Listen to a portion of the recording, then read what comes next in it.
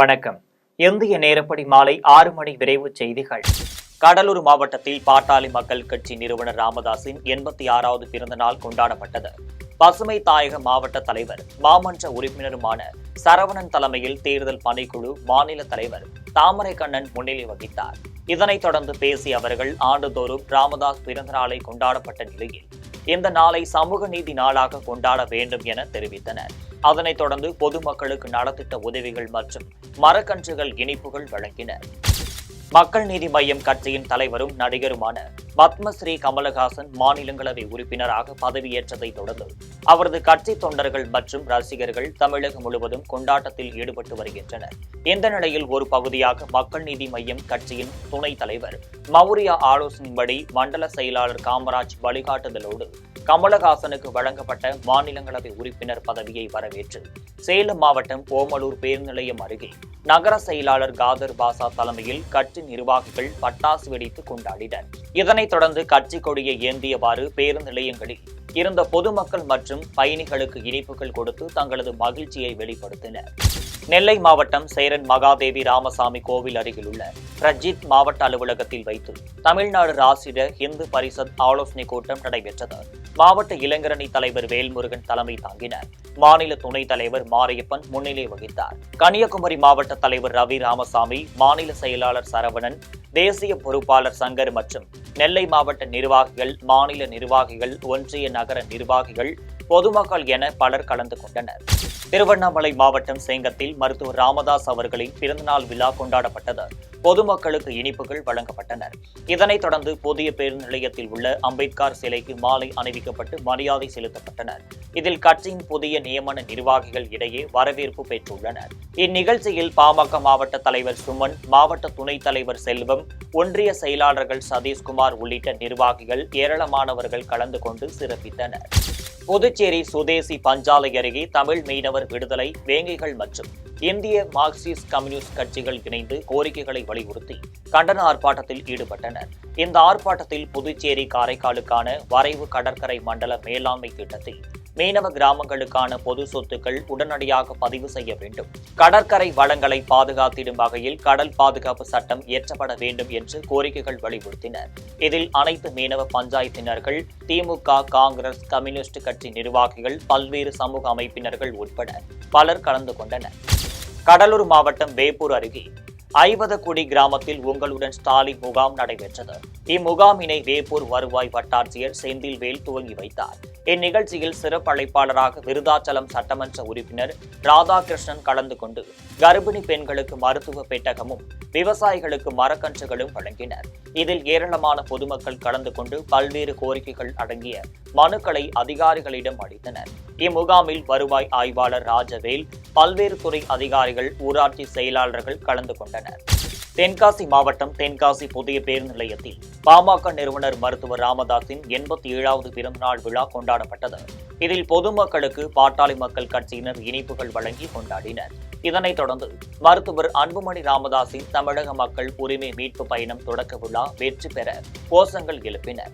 இந்நிகழ்ச்சியில் தென்காசி வடக்கு மாவட்ட செயலாளர் சீதாராமன், தெற்கு மாவட்ட செயலாளர் இசக்கி முத்து, மாவட்ட தலைவர் குலாம், சங்கரன்கோவில் சட்டமன்ற தொகுதி செயலாளர் குருவம்மாள், மாநில துணைத் தலைவர் சேது, ஹரிஹரன் ஆகியோர் கலந்து கொண்டனர்.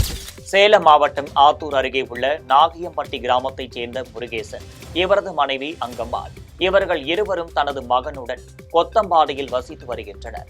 வயது முதிர்ந்த இவர்கள் நடக்க முடியாமல் கொத்தம்பாடி ரயில்வே வழித்தடத்தில் நடந்து சென்று கொண்டிருக்கும் நிலையில் சேலத்திலிருந்து விருதாச்சலம் செல்லும் ரயில் வழித்தடத்தில் உள்ள ரயில்வே தண்டவாளத்தை கடக்க முயன்றுள்ளனர்.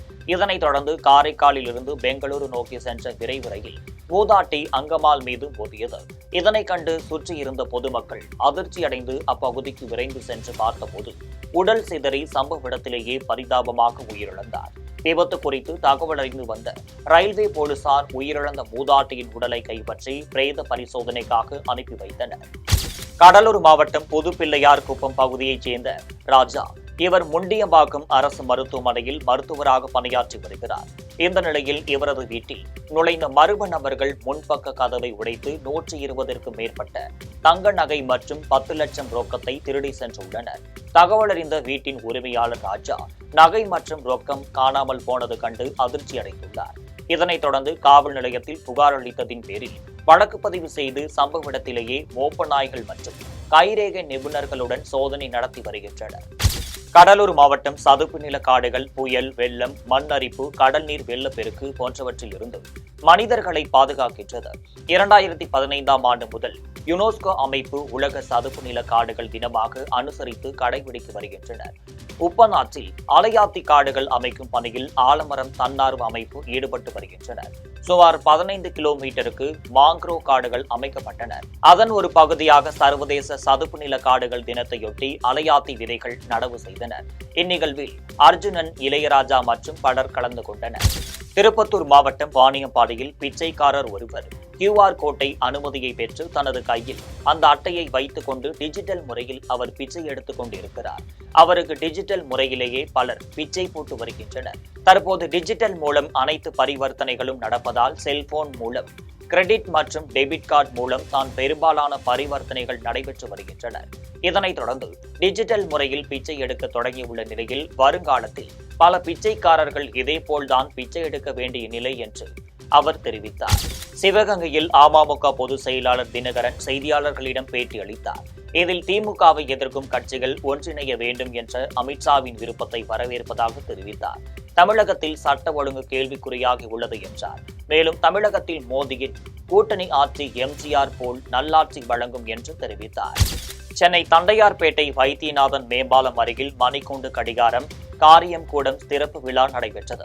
மாமன்ற மேம்பாட்டு நிதியிலிருந்து 8 லட்சம் ரூபாய் மதிப்பீட்டில் மணிக்கூண்டு கடிகாரமும், நேதாஜி நகர் 6வது தெருவில் 16 லட்சம் ரூபாய் மதிப்பீட்டில் காரியக்கூடம் கட்டிடமும் திறக்கப்பட்டது.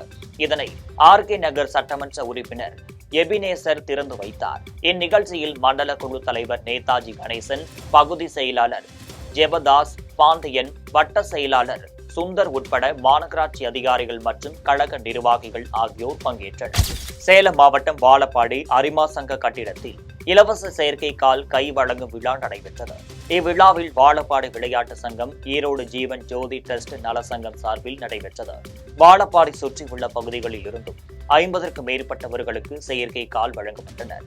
இந்நிகழ்ச்சியில் வாழப்பாடி விளையாட்டு சங்க பொருளாளர் சந்திரசேகரன், சங்க செயலாளர் சசிகுமார், காவல் ஆய்வாளர் வேல்முருகன், சமூக ஆர்வலர் உள்ளிட்டோர் பங்கேற்றனர். ராணிப்பேட்டை மாவட்டம் பல்லூர் பிரித்தியங்கிரா தேவி ஆலயத்தில் ஆடி மாதம் அமாவாசையை முன்னிட்டு அம்மனுக்கு சிறப்பு அபிஷேகம் மற்றும் மலர் அலங்காரம் நடைபெற்றது. இதனைத் தொடர்ந்து அம்மனுக்கு மிளகாய் யாகம், சிறப்பு பூஜையில் ஏராளமான பக்தர்கள் கலந்து கொண்டு வழிபாடு செய்தனர். இதனைத் தொடர்ந்து செய்வினைகள், கண் திருஷ்டி, தடைகள் நீங்க பக்தர்கள் நேரடியாக நிகும்பல யாகத்தில் கலந்து கொண்டு நேர்த்தி கடன் செலுத்தினார்கள். அனைத்து பக்தர்களுக்கும் அன்னதானம் மற்றும் குடிநீர் வழங்கப்பட்டது. இதற்கான ஏற்பாட்டினை ஆலய நிர்வாகம் மற்றும் கிராம பெரியவர்கள், இளைஞர்கள் சேர்ந்து மிக சிறப்பாக செய்திருந்தனர். கடலூர் மாவட்டம் விருத்தாச்சலத்தில் மோகம்பரி மாரியம்மன் கோவிலில் ஆடி மாதத்தை முன்னிட்டு 61ஆம் ஆண்டு செடல் திருவிழா வெகு விமரிசையாக நடைபெற்றது. விருத்தாச்சலம் மணிமுத்தா நதிக்கரையிலிருந்து சக்தி கரகம் அழைத்து வரப்பட்டு காப்பு கட்டுதல் நிகழ்ச்சி நடைபெற்றது. இதனைத் தொடர்ந்து 9ஆம் நாள் திருவிழாவில் மணிமுத்தா நதிக்கரையிலிருந்து உற்சவமாக செடல் திருவிழா நடைபெற்றது. பக்தர்கள் அம்மன் வேடமிட்டு அழகுகள் குத்தியும், பால் குடம், விமான செடல், பால் கரகம் உள்ளிட்டவற்றை எடுத்து அம்மனுக்கு நேர்த்தி கடன் செலுத்தியுள்ளனர். திருப்பத்தூர் மாவட்டம் வாணியம்பாடி நேதாஜி நகர் பகுதியில் உள்ள அவங்காளி அம்மன் ஆலயத்தில் ஆடி அமாவாசை சிறப்பு பூஜைகள் நடைபெற்றது. இதில் அங்காள அம்மனுக்கு அபிஷேக ஆராதனைகள், அம்மனுக்கு ஊஞ்சல் சேவை மற்றும் பக்தர்களுக்கு அன்னதானம் வழங்குதல் உள்ளிட்ட நிகழ்ச்சிகள் நடைபெற்றது. இதில் ஏராளமான பக்தர்கள் கலந்து கொண்டு சுவாமி தரிசனம் செய்தனர். மதுரை மீனாட்சி அம்மன் கோவிலில் பாஜக தமிழக பொறுப்பாளர் சுதாகர் ரெட்டி சாமி தரிசனம் மேற்கொண்டார். அப்போது செய்தியாளர்களிடம் பேசுகையில், எடப்பாடி பழனிசாமி தலைமையில் அதிமுக பாஜக கூட்டணி 2026 தேர்தலை சந்திக்கும். இதில் எங்களுக்கு தேவையான தொகுதிகளை நாங்கள் கேட்டு பெறுவோம் என்று கூறினர். எடப்பாடி பழனிசாமியின் எழுச்சி பயணத்திற்கு தமிழக மக்கள் முழு ஆதரவு தெரிவித்தனர். இதற்கு பிரதமருடைய ஆசையும் வாழ்த்துக்களும் உள்ளது என்று கூறினர். தமிழகத்தில் சட்ட ஒழுங்கு கெட்டுப்போய் உள்ளது என்றார். இதனால் 2026 அதிமுக பாஜக கூட்டணி அமோக வெற்றி பெறும் என்று தெரிவித்துள்ளார். இத்துடன் ஜெம் செய்திகள் நிறைவடைகின்றன. மீண்டும் செய்திகள் இன்று இரவு 8:30 மணிக்கு. செய்திகளை உடனுக்குடன் தெரிந்து கொள்ள gemlive.tv என்ற இணையதளத்தில் இணைந்திருங்கள். நன்றி, வணக்கம்.